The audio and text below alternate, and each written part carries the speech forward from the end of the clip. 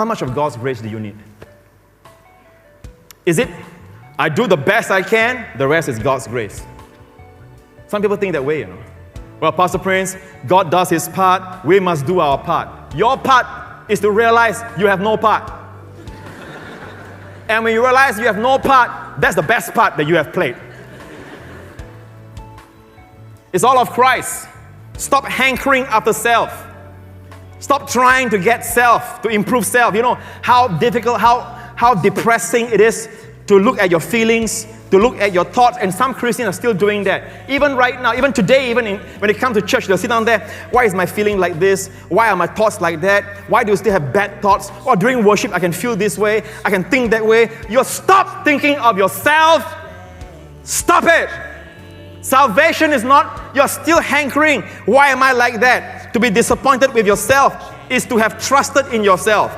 That's why you are disappointed. That's why you are depressed. God is telling you, yourself is hopeless. Find your new self in Christ. Who is your new self? Look away outside self. Look to Christ. Your salvation begins with looking outside. Don't look at your thoughts, your feelings. Look at Christ. And all of a sudden God says, from now on, I won't judge you based on your thoughts. I won't judge you based on your feelings. I'll judge you based on my Son, how good He is, not how good you are. He is your new self. Can you understand now why your new self can never ever be condemned again? You! Well, Pastor Prince, you don't understand. Only the other night I did something bad. There you go again. That is not you. And God is not looking at that person that did that thing that night. God is looking at your new self.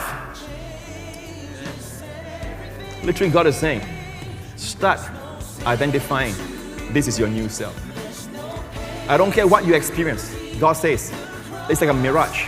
That's not the real you. But I felt that way. That's not the real you. You don't understand. I did that. I literally did that. Whatever you do, whatever you feel, is not the real you. The real you was crucified at the cross, and the real you is now at the Father's right hand. That's the real you. Find out His feelings, His thoughts. Be occupied with Him. You know what's depression? When we are occupied with ourselves and our surroundings. You know what's happiness? Be occupied with Christ and His surroundings. Breathe the royal air of heaven. I'm telling you, it's going to be a challenge. The devil will always point you to you. Look at your thoughts. Look at your feelings. Wow, you feel hatred towards that brother. You feel jealousy towards that sister. How can you? How can you? When you look at yourself, your feelings, they will say, how can you? How can you? It's very depressing. Then you try to say, no, I will feel good. I'm not like that.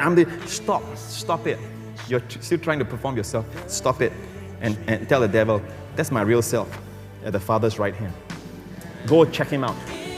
You can find fault with him, then I'm at fault. Because I'm telling you today, God's holy eyes is not looking at you as you. It's looking at Jesus as the real you. Once you know that, it's in your interest to find out as much as you can about Jesus. Can He ever be condemned again? Impossible!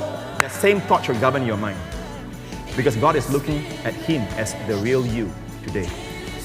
No one sees reality like God. Pastor, you're not hearing what I'm saying. You're not hearing what I'm saying. Pastor, I'm telling you, I did something that I never dreamed I would have done. And I'm telling you, Jesus has done what you never dreamed that He would do. I don't care what you've done. I don't care what you have felt. You are living in a mistaken identity.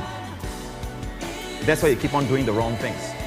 Your real identity is Christ and the Father's right hand. And the moment you realize that, you become Christ occupied. Then holiness is by accident.